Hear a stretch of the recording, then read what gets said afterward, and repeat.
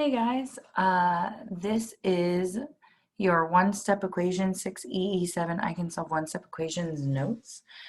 So the goal of solving equations is always to get the letter by itself. We call it isolate the variable.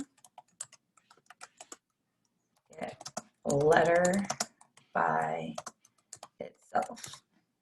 So basically the idea of that would be that you are not necessarily finding out an answer. You're finding out what the letter itself equals. So we want to get the variable by itself on one side of the equal sign, and then the numbers on the other side of the equal sign, so that will tell us what the letter equals.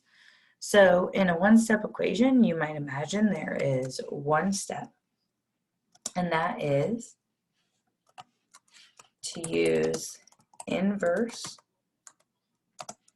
operations to solve. So you're going to use inverse operations to solve. And remember, the check is your friend. So we need to make sure that we always do the check. All right, and so inverse operations basically means opposite operations. And I'm sure that you can see that add is the opposite of subtract, and subtract is the opposite of add. And basically that multiply is the opposite of divide, and divide is the opposite of multiply. Remember that a fraction bar is actually dividing. So when you have a fraction bar, you're actually dividing, and the opposite of that would be to multiply. All right, here are some examples of that. I have 7x equals 42. Well, the 7 and the x are touching, so that means multiply. But to solve, I have to use the inverse operations. It's the opposite operation, so I have to do the opposite of multiply. So again, I've said this before, but you look at the letter and you say, self, what is happening to the letter? And in this case, the letter x is being multiplied by 7. So the opposite of that would be to divide both sides by 7. So I'm going to do a fraction bar under both to show that I'm dividing. And then I am going to divide by 7 over here, and divide by 7 over here. 7 divided by 7 is just like 1x. So I just have x here. And 42 divided by 7 is 6. The answer is 6. And then we do the check by plugging back in for x what we got. So we have 7, and then instead of an x, I'm going to plug in a 6 equals, and the original equation said 42. Now I need to check 7 times 6 on my calculator, so type that in your calculator, see what you get. 42 equals 42. Yep, it worked. All right, now I'm going to try this one, and instead of multiplying here, if I look at my x self, what is happening to the letter? I see that it is being subtracted by 9. So x is being subtracted by 9. So what would the opposite of that be? Well, the opposite of that would be to add by 9. So whatever I do to the left side, I've got to do to the right. So I'm going to add by 9 here. When I do that, on this side, that 9 negative, that we think of this as negative 9, this negative 9 plus 9 is 0. So that's why this just leaves us with x over here. And then over here, we have 13 plus 9. So let's go ahead and figure that out. So 3 plus 9, 9, 10, 11, 12, carry the 1. So we have 22. And on this side, bring down our equal sign, equals x. And we're done, 22 equals x. But again, we've got to do our check. So we're going to say 13 equals, and then instead of x, I'm going to say 22 minus 9. Then I'm going to check that on my calculator and see. So I'll drop down the 13 equals, and then right now I'm typing this into my calculator, 22 minus 9, yes, 13, 13 equals 13, check. All right, so now we've got this problem here.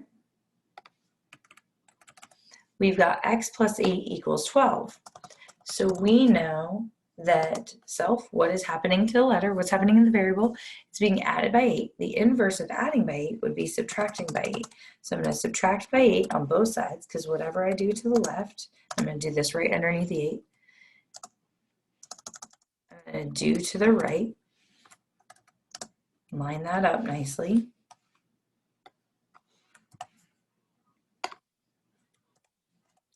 All right, and then take a look at this here. So the positive 8 minus 8 is just going to be 0. So what I've got left over is x just to drop down. And then bring down my equal sign. And then I do 12. It's kind of hard to see with everything there. 12 minus 8, which is 4. So I know x equals 4. Then I always have to remember the check is your friend. So I'm going to do, instead of x, I'm going to put 4 plus 8 equals 12. Then I'm going to actually bring down the equals 12 again. And then what I'm going to do is check the 4 plus 8 on my calculator. And when I do 4 plus 8 on my calculator, I indeed get 12. Cool. All right, the last one here. I go self, what is happening to the letter? And I can see that the letter is being divided by 4. So, I'm sorry. So I am going to do the opposite of divide by 4. And in this case, I'm going to multiply by 4.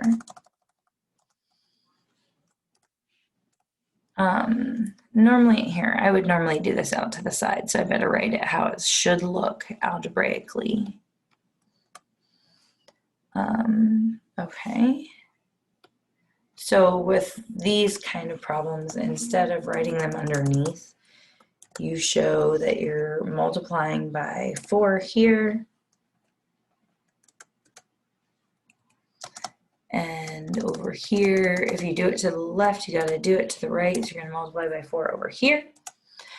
And then multiplying by 4 on this side just gives you 4 times x divided by 4. So it's just the opposite. So they're just giving you 1x.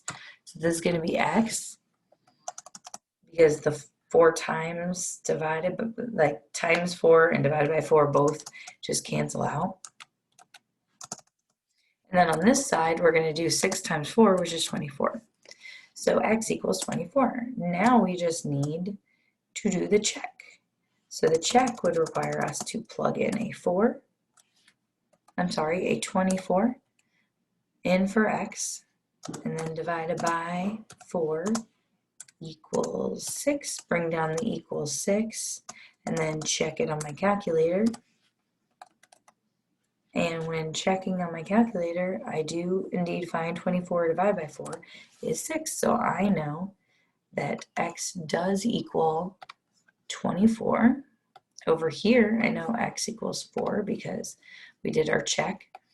Over here, we got x equals 22, and then x equals 6. Okay, hopefully this makes sense to you and you can go for it with the practice. Based on your pretest yesterday, I gave you guys two different problem sets. So check your Google Classroom. Some people will do problem set A and some people will do problem set B for the St. Patrick's color sheet.